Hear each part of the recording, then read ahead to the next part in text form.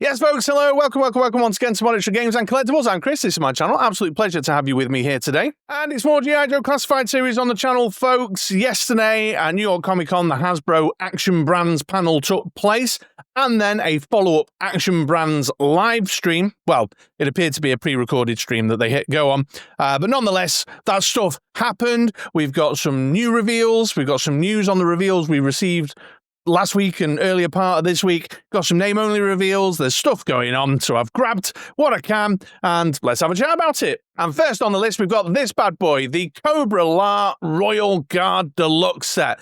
Look at this thing. Look at this. Intense. My pics are a bit blurry. I waited 24 hours, well, more than 24 hours now, just to see if, like, Tony ended up putting out better res versions of the digital renders, but he didn't, so I've ended up snipping tooling these off a paused YouTube video, but that's all fine. But yeah, this is really exciting. So starting to really flesh out the kind of Cobra La little corner of the G.I. Joe Classified, universe, world building thing that they are doing. It's fun, it's good, certainly appropriate that they had Pythona as the convention exclusive, then they're bouncing into the Royal Guard as a figure to come down the pipeline, and these render reveals have got a lot going on. Lenny was pointing out a few things, and so I'll just call those out to begin with. The cape there is a soft goods cape, which is great. Keep it nice and consistent with Pythona there in terms of look and feel and general kind of aesthetic and visual language around it. So that's nice to know. They were also, let me check my notes, very, very eager to point out the swappable parts. So you can see tons of stuff in here. Obviously, the heads, look at that, 4 heads in the set. Swappable shoulder pads.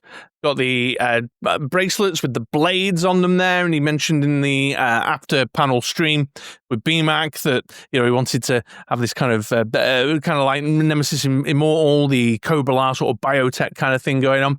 Then you can pop on some wings, so loads of like swappable parts and just hugely customizable right out of the box. And that, of course, is the point of this second render, is to sort of demonstrate and highlight all of that going on. So they've got the armored horned head, the shoulder pads, the wings, and the bracelets with the blades on that second render there. So yeah, lots going on, but overall these are looking really good. If you're a massive Cobra La nerd like me, grew up on G.I. Joe the movie, I've been having a lot of chat actually with folks on the comments of my Pythona review with regards to this, because it's kind of the Marmite of G.I. Joe is the movie, and there's a lot of folks out there like me who grew up on the movie, excited about the movie, love the crazy barminess of Cobra La, and all for this sort of stuff. Lots of lovely details, like the weapons are movie accurate, like this big massive axe sword thing, and then you got the staff down the bottom there that look just like the ones that they were carrying in the movie, and those head swaps as well in that sort of blue skin color, like those earlier scenes where Globulus is, the flashback scenes where Globulus is talking back into Cobra La, and you get to see the peeps, the Cobra La peeps wandering around and stuff. So that's really awesome. And of course, we've seen more of that in the Energon Universe comic books as well, with that blue skinned effect. But these look like great head sculpts, like an evil grinning one. Then you got the more kind of stern, focused one with a scar across his face, and then of course the 2 classic helmeted looks there, and lots of detail in there too. Like it looks like there's a bit of going to be a wash or something going on to give the kind of bony carapace armory bits a bit of life and depth to them. The eyes have got that kind of insect-like pattern. I don't know what the name is for that insect-type pattern, but it's there in the eye socket sections. Lots of sculpted details with all these extra little kind of armory bits and whatnot, and the that kind of organic plant animal creature thing. In talking of textures and stuff, look at the wings. I mean, if they come out like that in 6-inch form, they're going to look great. My only concern really is that some of these the sort of the bony carapace pieces in that sort of bone off-white color has the potential to look really plasticky. Same again with the big old axe blade and the staff. These are looking a bit, I don't know what the word is, like flat in terms of the colour. Also, this little section here, while it looks like it's got some nice sculpted texture on it, on the thighs, looks like it could be standing out as a bit too plasticky. I don't know, time will tell. This may be finally the figure that comes along to swing me around, changing my mind and learning how to dry brush, you know? You can really see it here on the other render. Can you see those pointy bits down at the front of the those shoulder pad armor pieces? So time will tell on that one, but overall first impressions on the digital renderer are very, very positive. I'm liking the look of this. I'm liking that the Cobra La storyline is getting more life driven into it in the G.I. Joe Classified series space. Next up, and this is a really interesting one because it's not really a digital render per se, they announced the Arctic Hiss tank, which I think, again, this will be one of those things you're either really up for this and this is absolutely in your wheelhouse, or it's just something that you're not interested in at all. This is they said this is a production prototype picture. There are actually photos of a production prototype model that's in the cabinet at the New York Comic Con, but I didn't really want to go around and start pilfering other people's photos and stuff. So go dig that out on the socials. I saw it knocking around on, where did I see it? Probably on Facebook, actually. But in any case, yeah, and here is the new Arctic Hiss. Not particularly covert. I'm not sure. I chewed over that word covert a lot when I read that little spoiler blurb for the panel stream, and this looks like it's just going to be one hell of a noisy motherfucker. But anyway, who am I to comment? Could be covert. You can't see who's in it. Lenny pointed out a few things. I noted a couple of things from his chatter there. The inspiration is heavily drawn from the 25th anniversary Arctic Hiss, with a few little classified updates on there. He said they've got stuff like the sculpted tarp at the side, just over there, little storage container piece, and then they've gone for this the design in the to give it a bit of life, the design in the paint job on the sides and the front of the vehicle, and then the polarized glass on the front, and then just keeping these darker bits. He was also very proud of his missiles that they've called sabers. Little saber. He was going on about saber tooths being cool. Your machine guns at the top. So it's basically a hiss with stuff. But then he also mentioned you could still open up the back and put the figures in and blah, blah, blah. So that's all good. And then he mentioned there is a driver. This is on the after panel, pre-recorded video that they hit go on the Hasbro Pulse channel. And they were like, oh, we have to hold some things back to reveal it later down the line. But then photos turned up around and about of the driver in the cabinet. And it looks like it's mostly a snow serpent body with a new helmet with a yellowy visor on it. Again, I didn't want to go around and start pilfering other people's pictures from around and about on the socials. So go and hunt that out. I'm sure somebody else has pilfered it somewhere before now. But yeah, this could be a bag. It's not my bag. I don't do vehicles. I just simply do not have the space in this little shoebox of a room that I use for my man-child playtime. So it's not really something of interest to me, but it might be of interest to you. Let me know in the comments down below. Then they did something that they've started to do increasingly. They've kind of learned this from picked this one up from the Marvel Legends guys and the way they do their streams. They give us a little tease part. And here's the little tease part here, like a handle on a neck piece sort of thing, maybe. Who knows? I don't know. They didn't really give much information on this other than to say, ooh, what could it be? BMAC said people go out their minds when they find out what it is. Lenny said it was a really interesting project. I saw some speculation floating around, but then I later heard from one of my Joe Bros over on the Frontline Discord, which you should all be members of because it's awesome in there. Very, very cool bunch of guys.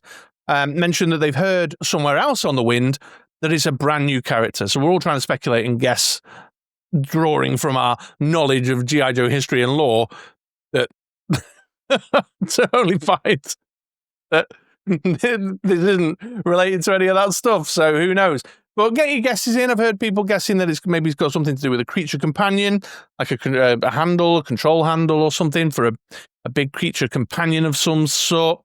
Maybe it's a big guy, like a road pig-sized character with a net piece. Who knows? Get your guesses in the comments down below. I'm pretty clueless, actually. I'm struggling to come up with ideas on that one. I'm lacking inspiration today. And also, someone else let me know if you've heard that rumor that it's a brand new character, and so we'll never actually guess it. I'd love to know where that was knocking around. If you could get the source for me, that'd be great. So there you go, a little teaser piece. But the shoulder pad on the Royal Guard was a SDCC, I think, off the top of my head, and we had the reveal of that this weekend at New York Comic Con. So it probably won't be that much longer before we find out what this is all about. So that was it in terms of the revealed stuff, but they did also give us some pipeline names for figures that are, coming down the pipeline, as it were. Here's the list of what they gave us. So in the first instance, they mentioned a female Crimson Guard.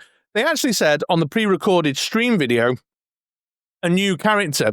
But I take issue with that because in the Marvel UK Action Force comics, there were female Crimson Guards cropping up in that all the time.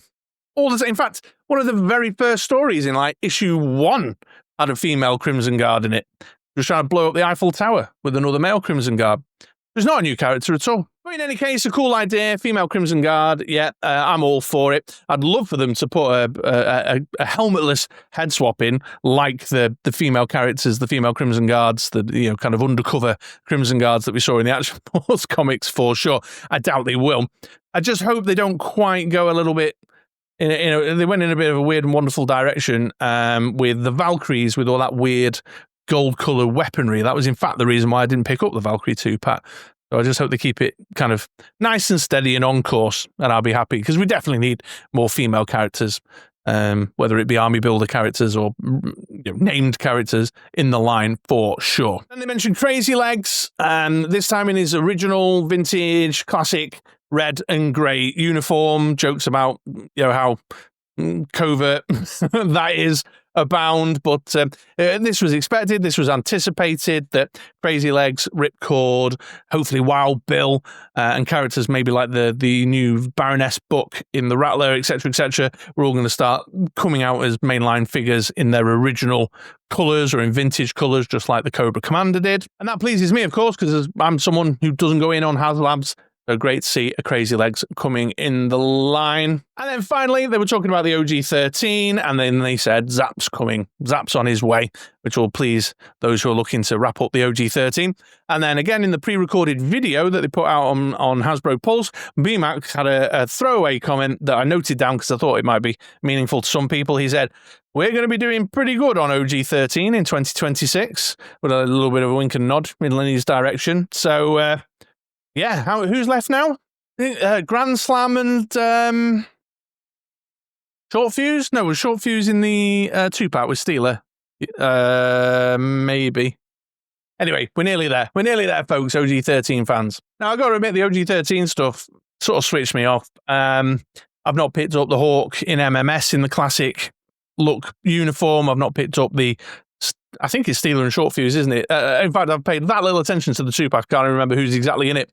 Because I'm just in my older age now. I've said many times to the regular viewers, I'm more into the colourful, crazier stuff. It appeals to my nostalgia more. It appeals to my stronger love of things like, 80s style barminess. And the OG-13 uniform design is just switching me off. I think they shouldn't be in the main line. I think they should be exclusively kind of retro card back figures. But that said, I'm a member of a large community. I know that there's going to be folks out there who are going to be super happy that they're moving closer to a finished OG-13. They're picturing their displays on the shelf as we speak. And to them, I say all power to you. That's, I make no judgment there. It's just not for me, not my bag. So that was everything kind of new, but obviously we had the Road to New York Comic Con reveals that they popped out earlier this week and then last week as well.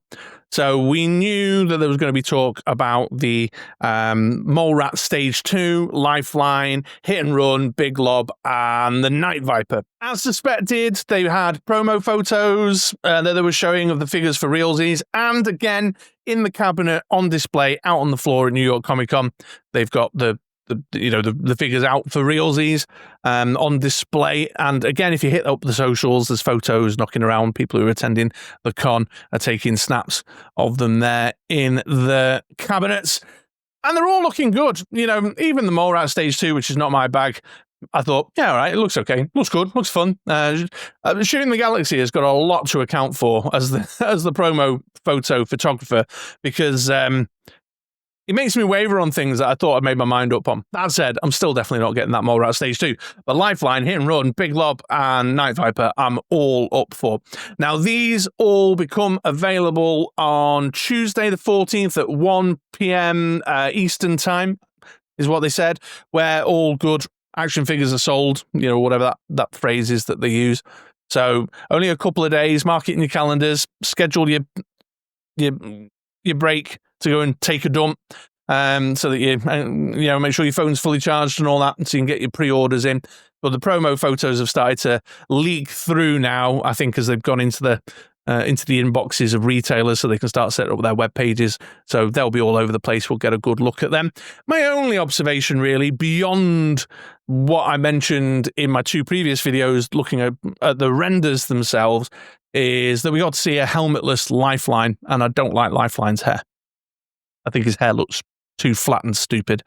But that's okay, because it's highly unlikely that I'll be posing him on the shelf without his helmet on anyway. So yeah, mark your calendars, folks. Make sure you're good and ready. Next Tuesday, 1 p.m. EST, 14th of October. These are going on pre-order for a spring release. And that's it. Certainly as of today, the Saturday, the day after the panel took place, whether something else has snuck its way into the cabinets or any random mentions of anything. I know that there's YouTubers sticking microphones in their faces at the stand, so maybe more new information will come out, but certainly in terms of what we know officially from the panels and from the pre-recorded stream that they popped out, that's where we're up to. Next on the list is MCM London Comic Con and the Lucca in Italy. The MCM London Comic Con I'll be at. We know that there's an Action Brand panel there as well. How much G.I. Joe there'll be at that is yet to be seen. Lenny is in attendance here. He's coming over to the UK and will be at London Comic Con. Just incidentally, if anyone knows anyone at Hasbro or is, knocking around, I have tried numerous times to try and get in touch with their press office. They ignore all my emails. They don't respond to Instagram DMs. I'm getting blocked out. I'm just trying to get 10 minutes with Lenny. That's all I want, folks, is 10 minutes with Lenny. If anybody knows anybody or can put a good word in for me, then please do, because I really just want to have a chat with the guy. He's awesome, and I'd love to capture it on camera. Obviously, I'm just a little fish. They're like, oh, who's this guy with his 2,300 subscribers? What? Go on. But in any case, I'm there. I'm at London Comic Con. Train booked, hotel booked, ticket booked. So I intend on being at the panel there that's taking place on Check's Notes on the Saturday in the morning UK time, around lunchtime. But there's very little mention of G.I. Joe in the blurb that was sent out. In fact, there's more of a focus on Transformers and Star Wars with a little sentence about Marvel Legends at the end. But Lenny's there, so I'm hoping there is a little something.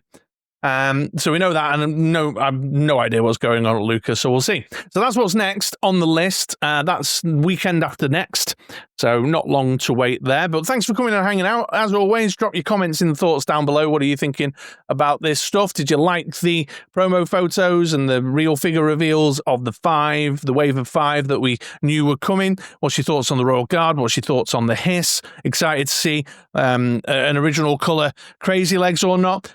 All that good stuff. Always eager to hear what you guys have got to say. But in the meantime, thanks for coming and hanging out. Hope you enjoyed the video. Come round and check out another video with me again sometime soon. All right? Have yourselves a great day, folks. I'll catch you later.